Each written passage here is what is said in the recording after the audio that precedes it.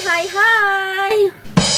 Alam niyo ba mga kabilas na mayroon tayong natanggap na isang message mula sa I don't know kung isa kong followers, ano?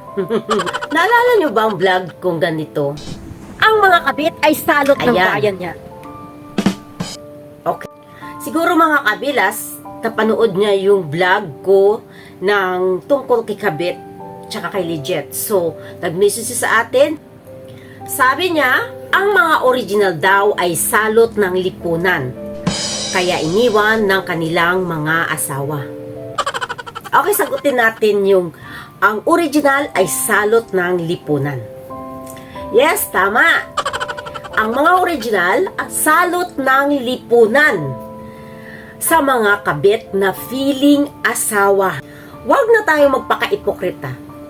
Tanggapin na lang natin sa ating mga sarili ang mga katotohanang salita na nakadikit sa inyong mga kabit na makapanera. Hindi porke na pinoprioritize kayo ng lalaki hawak nyo na ang mundo.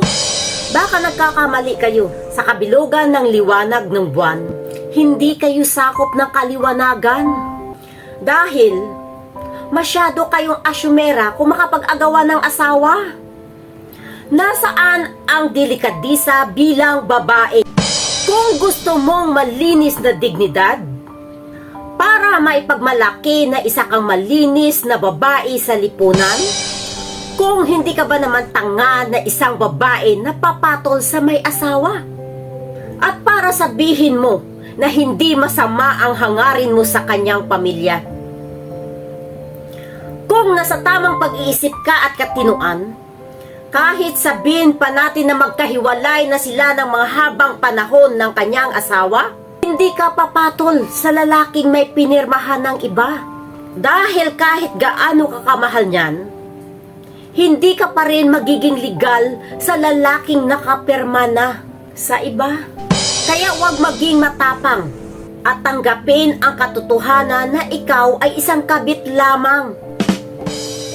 Huwag magmataas. Ilagay ang sarili sa lugar lamang. Sa ganon, hindi ka matawag na babaeng salot sa lipunan. Dahil kahit gaano pa kalinis ang iyong hangarin, kapag ang lalaki ay may asawa, kabit ka pa rin. So ngayon, alam mo na kung bakit naging salot ang original na asawa? Salot yan sila dahil sila lamang yan ang tinik ng inyong pagmamahalan.